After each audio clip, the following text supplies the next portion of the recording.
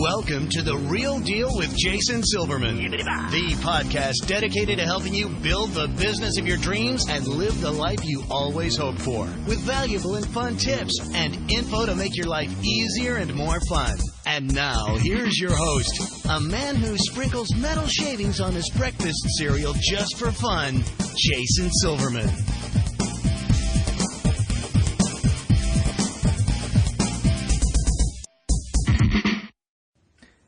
And welcome to The Real Deal with Jason Silverman. I'm your host, Jason Silverman. I'm thrilled to share some time with you once again today.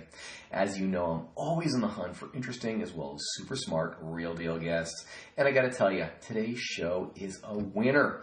I want to introduce my listeners to somebody who's truly been there and done that. And I'm excited to pick his brain for your benefit today. And as many of you also know, I'm excited to pick his brain for my benefit as well. That's kind of the nice part about having your own podcast.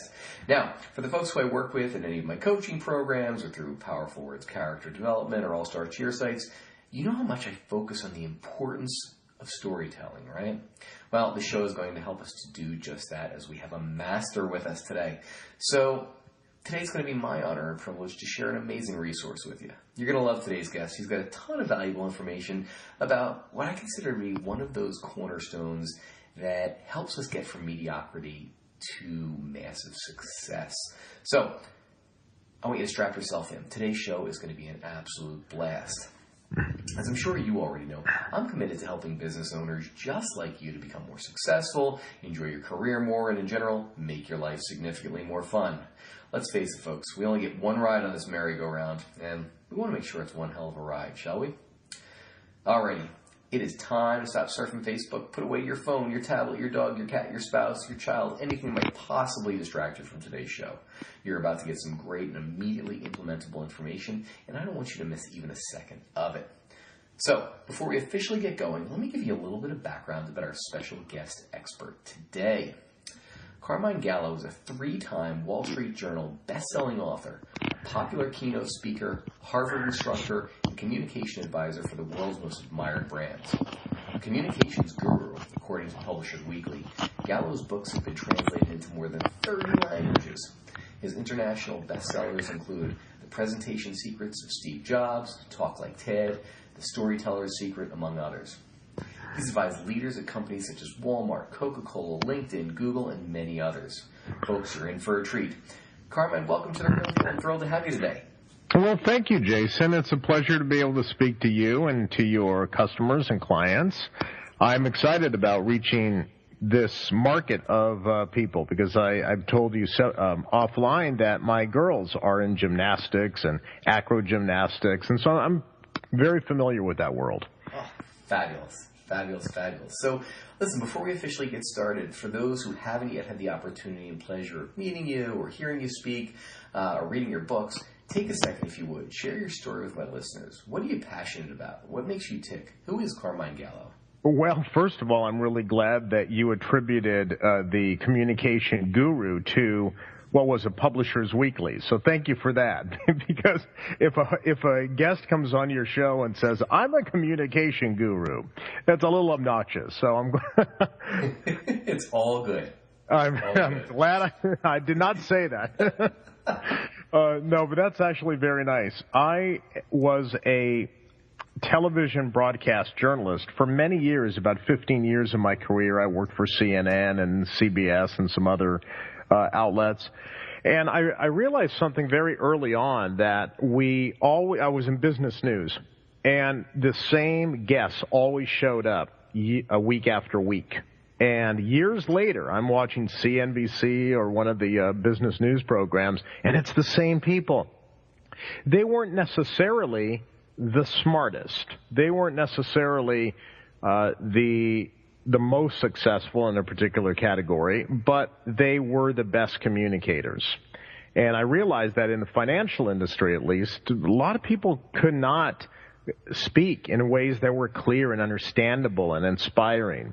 And then I saw in the business world very few business leaders or CEOs or even small business owners were inspiring. The kind of people who you really want to work for, you want to follow. There's a handful. And so I started studying the handful, and I realized that they were more persuasive, that they understood the art and the science of compelling communication, and they did it through storytelling, which is what we'll talk about today. But that influenced me to shift gears and start writing books. So I wrote a book called The Presentation Secrets of Steve Jobs, which was one of my first best-selling books, and that became very popular around the world, and I realized that there was a market for people who really needed to improve their communication skills.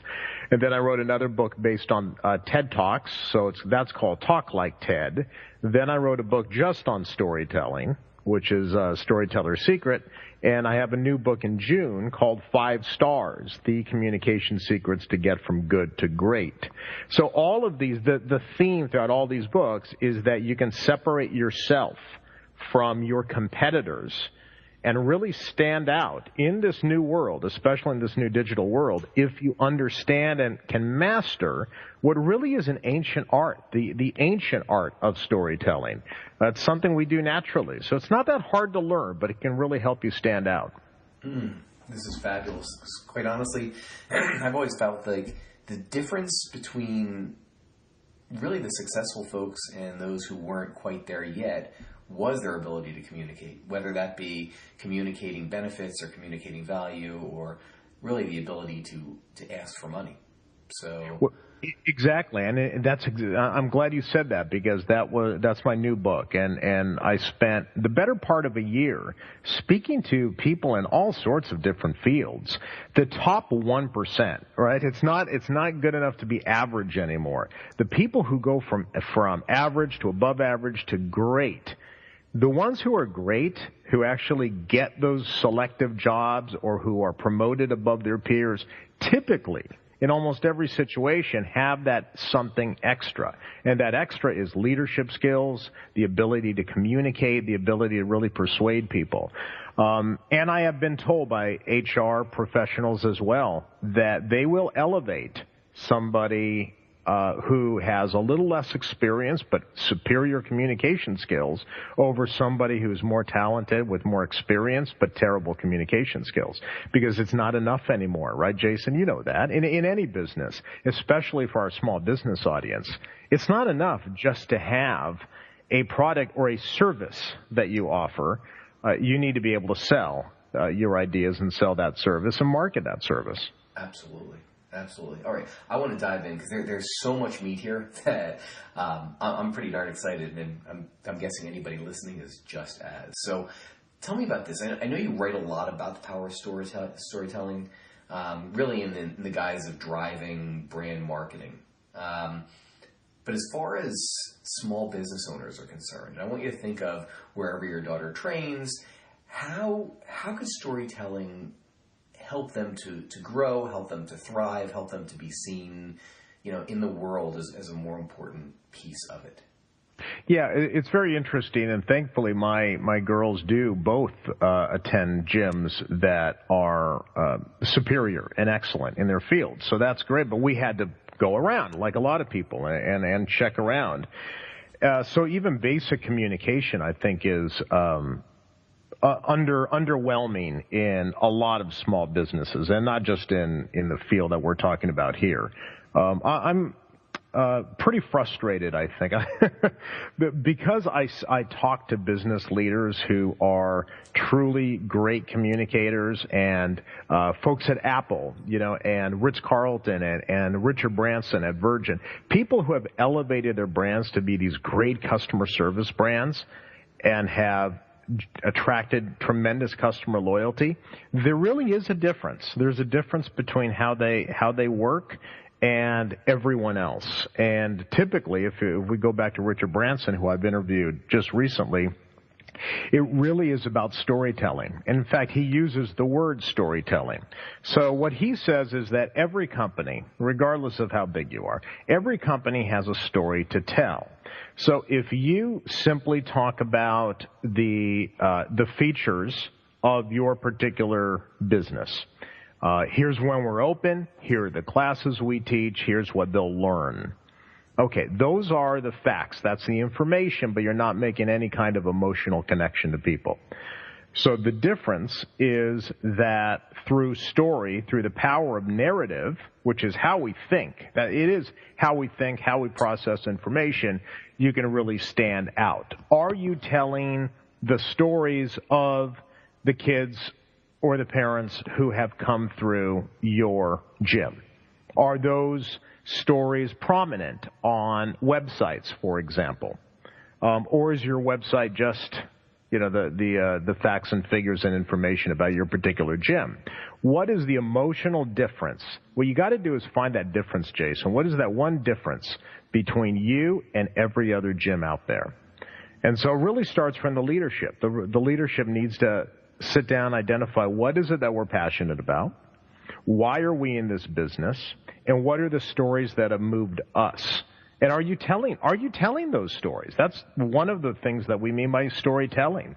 Are you telling the stories of the people who have gone through your gym?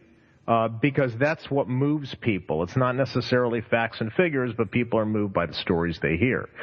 We can get into the science of that too, but there's a lot of science and a lot of academic and neuroscientific research that backs it all up. I love that. I absolutely love it. Well, look, if you can, just for a second, as far as the science is concerned, why is it so important to go through story-wise and really break down more of the benefits? Why can't they just throw some facts and figures down and expect the clients to come pouring in? Well, because I have to like you first. Okay, mm-hmm. So I don't buy in to facts and figures and data and information or a program. I buy into people. And you know this, when you walk into a gym, you want to work for somebody who you trust, who seems honorable and has your best interests in mind. So here's a good example, Jason. So when you are first bringing people in and you're trying to attract new customers, let them in. Tell them about yourself. Give them stories about who you are, because they're buying you first. They're buying the people who are going to be teaching their kids. So what happens all too often is that these gym owners, and I can apply this to any small business, it's all about giving you the information and the data that you need to make a reasonable or a reasoned decision. And yet we know that people don't make reasoned decisions. They're actually more motivated by emotion. And there's a lot of academic and scientific evidence to back that up, that you make emotional decisions based on how well you like the person. So if I don't know anything about you and you're not volunteering any kind of story that might bring me into your world, why are you passionate about this? Why are you the person to work with my child? You should start bringing in your own personal story to make an emotional connection with people. That's one very simple thing that many small business owners don't do. I love that. It makes so much sense. It really, logically, it makes sense. I love your component about, I've got to like you first. We talk a lot about know, like, and trust factors, so that's important. All right, yeah, that whole idea about the trust factor, for example. So I was in my new book, I actually did some research where I found a very extensive research over at Google. I live in the Silicon Valley area. And they had this research, you'd appreciate this, Jason, where they took like the brightest people in the company. They had PhDs and engineers, and they wanted to find what is it about great teams that separate the best teams that work together from the teams that don't are not as effective. So they brought together all the best and the brightest people, and they thought they were going to arrive at some incredibly, data-heavy conclusion. And what they found is it all depends on the leader. A leader makes all the difference. And more than that, they found that a leader who is authentic and emotional and transparent and can make people feel better about themselves are the ones that employees wanted to work with, and the ones who got the most from their team. So again, Jason, what is that telling us? It's telling us that even in the most data-driven company on the planet today, it's all about making emotional connections. If you can make somebody, your customer, your client, your prospect, you're obviously the athlete, feel better about who they are through the way you communicate with them, that makes all the difference, because people want to feel good about themselves.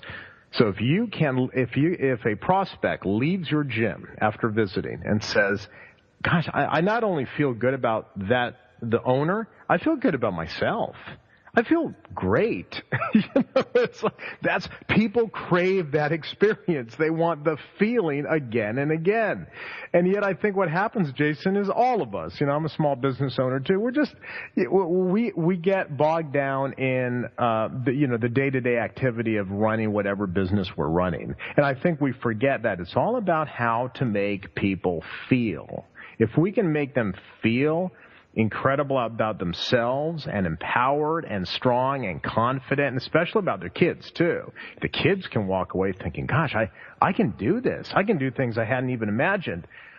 That is all done through the communication from a boss to a child, or the coach to a child. It's done from the coach to the business owner to the customer. It's all that transportation of feeling. And it can be done, but it has to come from a leadership. Absolutely, because obviously the staff will mirror that. So I'm curious. I know that you've worked with some of the top brands out there, so Southwest, Ritz-Carlton, Starbucks, folks like that. What kind of stories from the trenches do you have there, that my folks can listen to and can learn about, that can really help them hammer in the importance of storytelling? All those companies thrive and build a culture based on the power of story. So now it's not so much about attracting new customers, although it will help attract more customers, but it's about building a culture too, Jason. So storytelling and culture building is really important. I learned this from a few different companies, including Steve Wynn, the big Las Vegas mogul. So Steve Wynn did something really interesting. He wanted to raise the level of service, and all of your companies, all of the people listening, I'm sure, are interested in elevating their service experience and generating more customer loyalty. Well, nobody knows more about the psychology of people than Steve Wynn, because Jason, just between us and all our listeners, he is an expert at separating you from your money in a casino. I mean, nobody knows more about psychology, okay? This guy understands human psychology. So what he did is he realized that he needed to make people feel good. He needed to make people, his employees, feel good, and the customers. So he implemented a whole storytelling program at all of the Wynn hotels around the world. And the storytelling program simply works like this, and this is something that any small business owner can adapt very easily. At the beginning of every session, at the beginning of every department meeting, which happened every day, so you could think about a small business, when people first come in, or a meeting in the morning, they always start with stories. And they always ask the team members, give me a story of an exceptional customer experience that either you provided or somebody else. So typically it works better when you tell about another story that you saw from another employee. So what happens? There's a few things that happen. That's all they do. They just start their meetings with stories. Hey, tell me about a story. Did anybody see one of our staff do something exceptional for a guest the other day? And pretty soon, everybody wants to start competing for stories, because stories give that employee personal satisfaction, raises their self-esteem, which Steve Wynn said is incredibly important. Okay, so it raises their self-esteem and also gives the rest of the staff education. It's information, and now they can see how they can also help create these stories.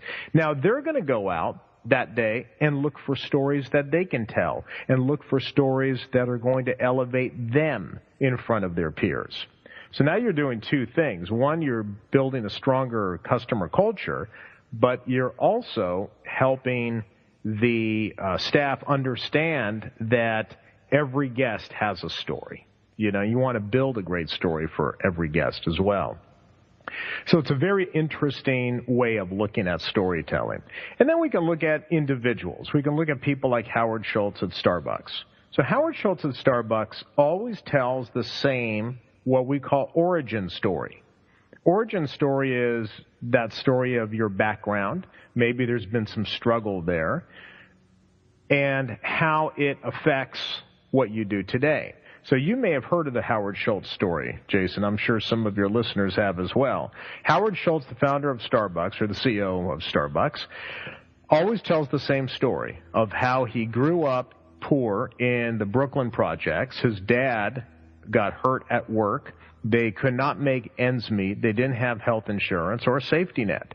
And so he vowed that if he was ever in a position to take care of the people who work for him, that would never happen, which is why Starbucks was the first company to offer full health benefits for part-time workers. And it underpins almost all of their major initiatives today. But it's that origin story that people connect to, and that's why they feel inspired by him. So there's a number of ways that you can actually incorporate storytelling into your business. It can be a culture thing, where you improve the culture, and guess what? It's free and it's easy. Okay, so if you want something to improve your culture immediately, storytelling is it. But also storytelling then transfers to the customers and helps to build a stronger customer connection as well. Love that. So explain that for one quick second, because if we're going to add value through storytelling, you know, I'm sitting here taking my notes because I think this is brilliant on so many levels. So for, call it, somebody in that after school activity space, would you start with an origin story so that everybody knows, you know, all the way top down from the C-suite to the coaches to the assistant instructors, that everybody knows what the reason is that they're doing this? I think that everyone's going to look to the boss for inspiration. And the boss should have, if there is an origin story, especially if there's one of struggle and hurdles to overcome, those stories work really, really well at making stronger connections between an owner and the staff. And you'll see that people start opening up themselves, and it's good to have those type of origin stories. The hero's journey, right? That's why people love Star Wars. Star Wars is a hero's journey, where a person starts in an ordinary world, they're tested, they're struggled, and then they're transformed, and they find out something about themselves, and they become better people for their ordeal. That's a time-tested story. And so if you have some kind of origin story, and I'm not recommending that you take all the skeletons out of the closet, that's not what we mean. But again, it's a way to connect you with either the staff or with customers and prospects as well. I love it a lot. Now, I know that you mentioned before you recently spoke with Richard Branson. I am dying to hear what kind of gems you pulled out of that conversation. Yeah, okay, so Richard Branson is interesting, and I will tell you, I will actually give you a few different things that I think apply to our listeners today. The first thing is he is a big believer, and this is all part of storytelling, but it's more about just basic communication. And I want all of your listeners to take something away that's very actionable. Richard Branson believes, as do I, that if your message cannot fit on the back of a cocktail napkin, an airplane napkin, then it's too complicated. And he has said this a number of times in interviews. He has said this even in his book, and he talks about the airline that started on the back of a beer mat, a beer coaster. I mean, he literally heard a pitch from one of his employees that had been written on the back of a beer coaster at a pub. And it was for an airline to compete in Australia and to take on the big one, Qantas, right? It actually started on a beer mat. When he saw it, he goes, oh, I get it. I get that. I get the story. Can you develop a bigger business plan out of it? But it was the beer mat that caught his attention because he said, wait a minute, I can see the whole story on a beer mat. And then he joked and he said, yeah, Carmine, I may have been drunk at the time, so it helped. That's awesome. But the point is, and I've seen this throughout my whole career, and I've actually been studying communication and persuasion in business for 15 years plus, maybe 20 years. The point is that you need to get your key messages across in a very short amount of time, literally on one page. So when I go to your establishment, and I go to one gym over another, what makes you different? Or whatever small business you have. Can you explain, can you articulate your business, who you are, what you do, and what your differences are in 30 seconds to a minute? And can it fit all on one small page? Or a beer mat? I mean, literally. It's like, I need to be able to see the entire story on a page or a website, just on the top above the fold. That's the problem too, I think, with a lot of businesses, not just small businesses. There's too much information. It's too convoluted, and pretty soon you begin to sound and look like everybody else. So what do you want people to say? People are going to XYZ gym because of what? I don't necessarily know what might be. That has to be personal to you. But what do you want everyone in the community saying about your gym? What is the one thing that's going to separate you from the rest? And if you can add 3 supporting points, great. But don't give me 18 reasons to come to your gym. That's too many. Give me one overarching message that is the one message that makes you distinct, followed by 3 or 4 supporting points. Yeah, there you can put in the data, the statistics, the numbers, the facts or information. But if you give me 28 reasons to join your gym, I'll forget every one. And that's very well established in the neuroscience literature. That it's very important to get a very concise message across about your company in a very short amount of time that people can just get immediately. Then they're more receptive to go into the details. But you need to give them something that differentiates your business immediately, right out of the gate. So that's one big thing that Richard Branson and I talked about. And the other is about storytelling. He said you cannot be, and this is a great quote, you cannot be a successful entrepreneur today unless you know how to tell a great story. I said, wow, that's pretty bold. That's pretty fascinating. Again, because it's very hard to differentiate yourself, isn't it? And it's also very hard on social media. Everything kind of looks the same, sounds the same. Social media now gives all of your businesses, all the business owners who are listening, an amazing tool to do storytelling.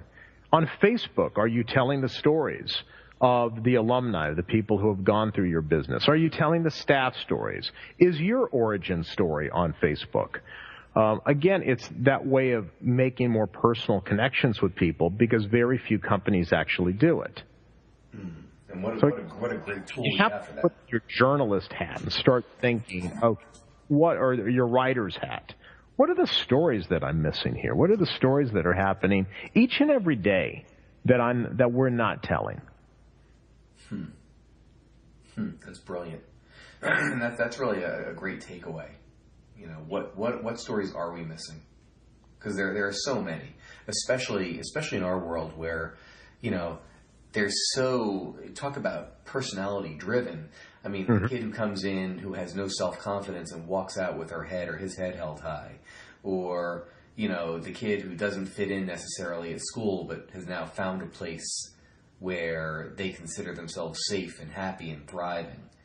You know, that's interesting, Jason. See, yeah, you just opened my eyes too. Again, you have to start thinking along these lines. What are the stories that aren't being told? You just mentioned a few things. I don't see a lot of gyms doing that kind of storytelling. With actual, either real people, if you get their permissions, of course, or just as examples of people who have come through.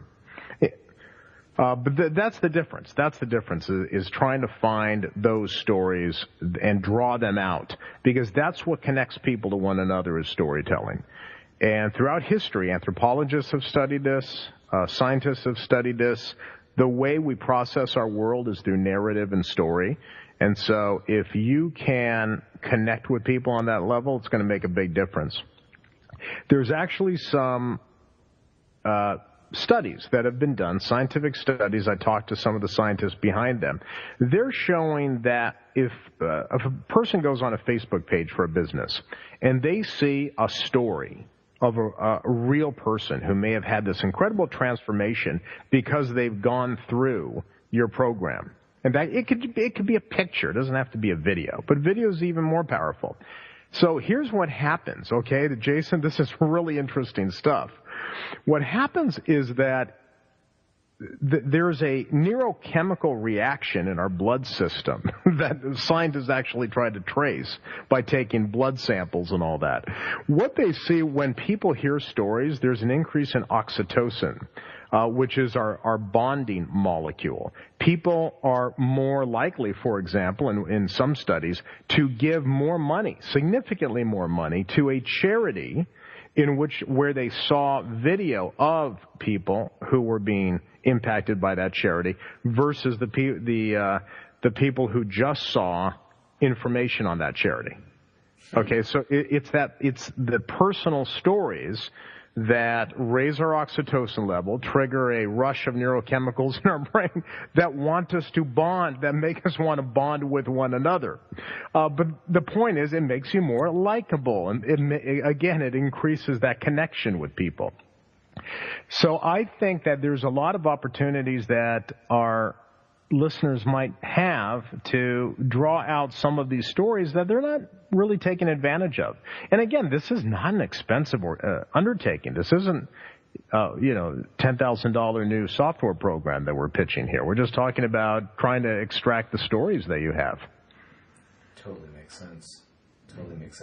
All right, so I know that you've got another book coming out before the summer starts, right?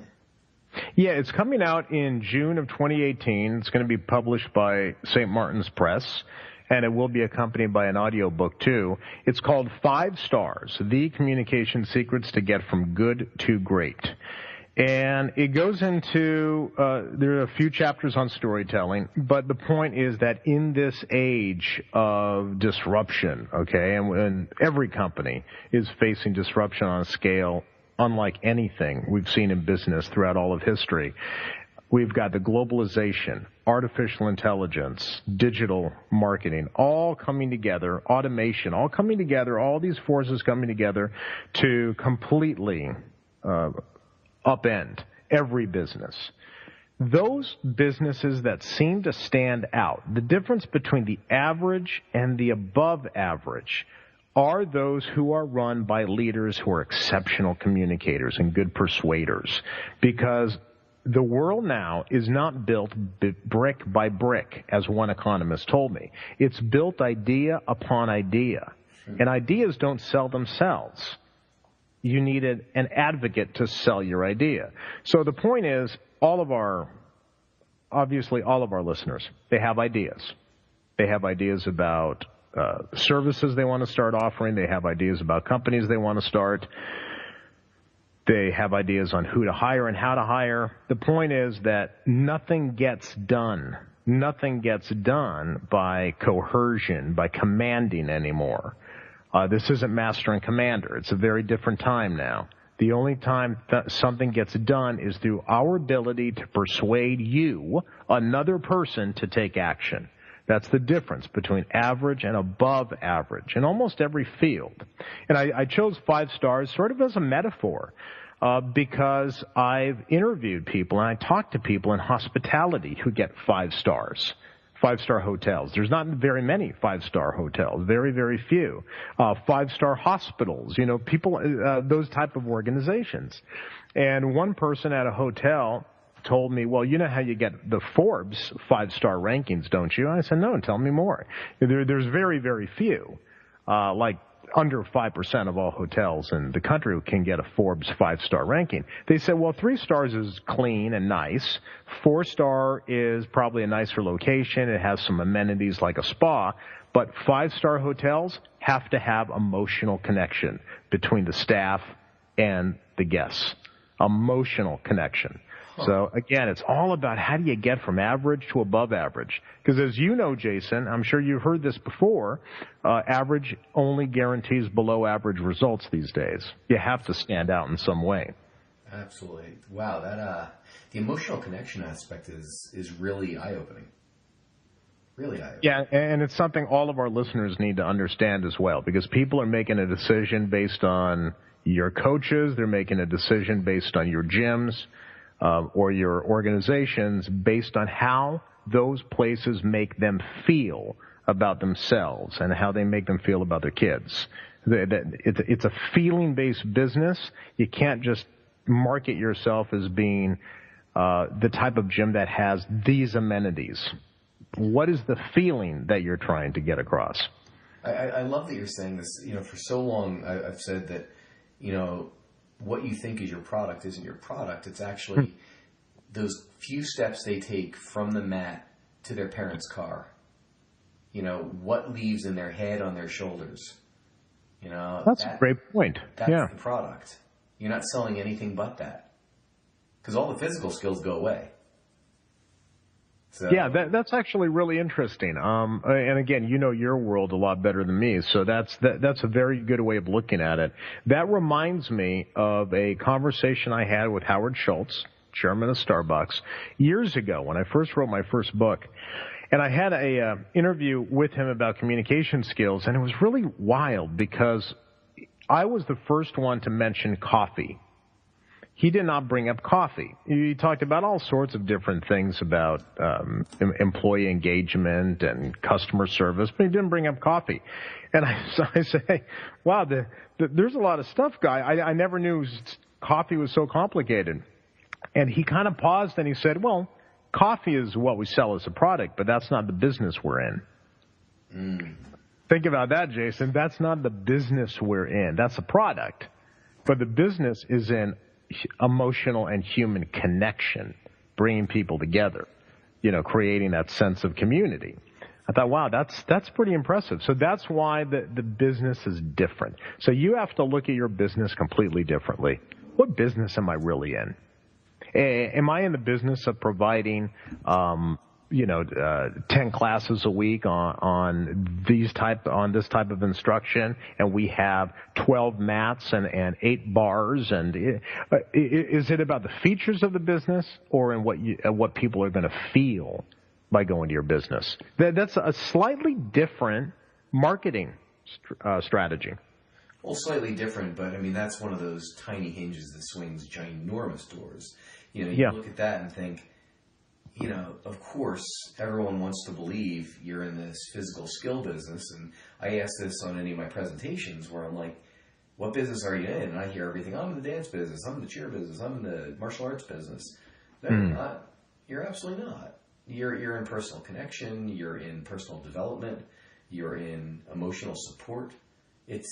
You're just using the thing as the vehicle to get the benefit.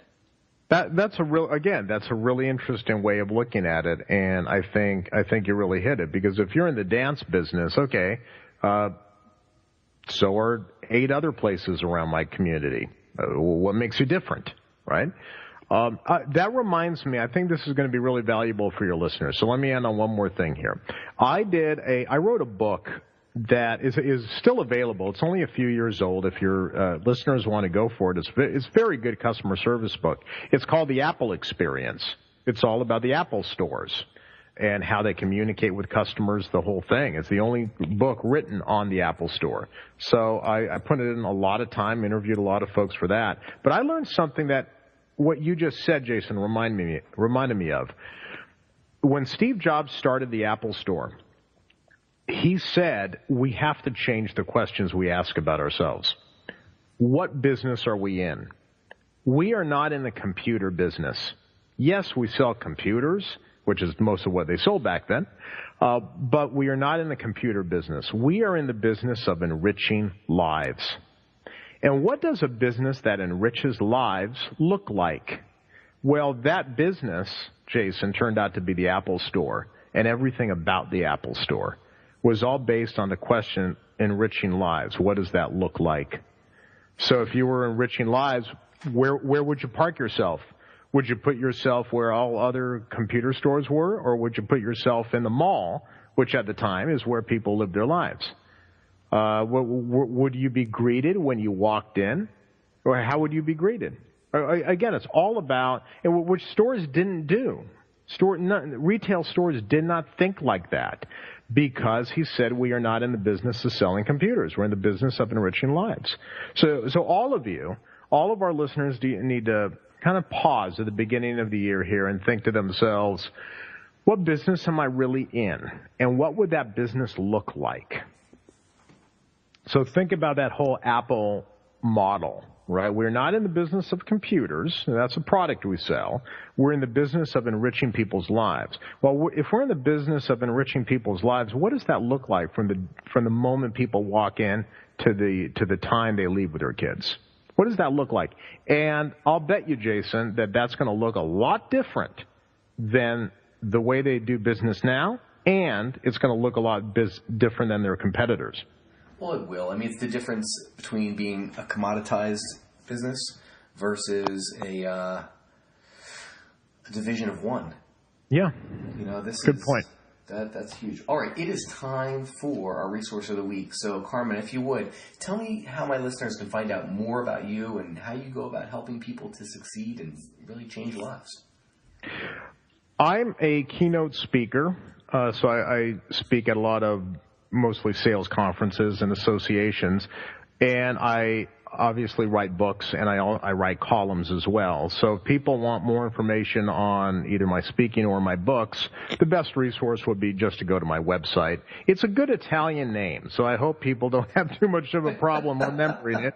If they go to CarmineGallo.com, Gallo, Gallo, so CarmineGallo.com, they'll be able to sign up for my newsletter to get weekly updates on communication skills. They'll see all of my books and how to buy them, and they'll also get information on my communication advising business.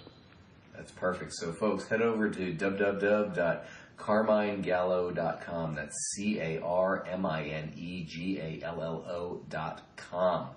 All right? It's and also, whether you buy them straight from there or head over to Amazon and pick up all these books, because they are fabulous. All right. So, Carmine, I always like to end my podcast with what I consider to be a telling question. So, if you could give business owners just one solid piece of advice to either help their business or, probably more importantly, help them to live a better life, what would that one piece of advice be? Yeah, I think I just gave it away. But the more I think about it, I think it's going to come back down to what we had just talked about. You are not in the business of selling a product or a service. You are in the business of enriching people's lives. And always think about what that business would look like, because guaranteed it's going to look a lot different than what you have now, and it'll be significantly different than your competitors. I love that phrase, and it worked for Apple, and Apple actually copied it from some other companies like the Ritz-Carlton. So it kind of goes around. I think maybe that's one way of looking at your world this year. How do I enrich lives? Not how do I provide gymnastics classes? How do I provide dance classes? How do I enrich the lives of my students and the people who come here? And you will see that that will trigger a very different looking business than you have today. That's fabulous. Folks, you heard it here first. How do you enrich lives? Love it, love it, love it. Carmine, thank you so much for joining me today. I know how busy your schedule is, and it just means the world to me that you share some of your time and some wisdom with us. This has been fabulous. Well, thanks for inviting me. Yeah, I hope this has been beneficial for your audience. Thanks, Jason. Absolutely. Well, it's certainly been beneficial for me, so I am super appreciative. Folks, that's all the time we've got today. Thanks so much for tuning into The Real Deal with Jason Silverman. For more info about private coaching or to see if you'd benefit from one of my mastermind groups, visit me over at www.jasonmsilverman.com. I look forward to helping you achieve the success that you truly deserve. Until next time, let me leave you with this. Get out there and be the real deal. Set a goal, make a plan, work like hell towards it, and achieve the success that's waiting for you. Now's the time. Get out there and make it happen. This has been Jason Silverman, and I hope you have a spectacular week. You've been listening to The Real Deal with Jason Silverman. To access the great resources mentioned in the show and for information on coaching and mastermind group opportunities with Jason, please visit jasonmsilverman.com.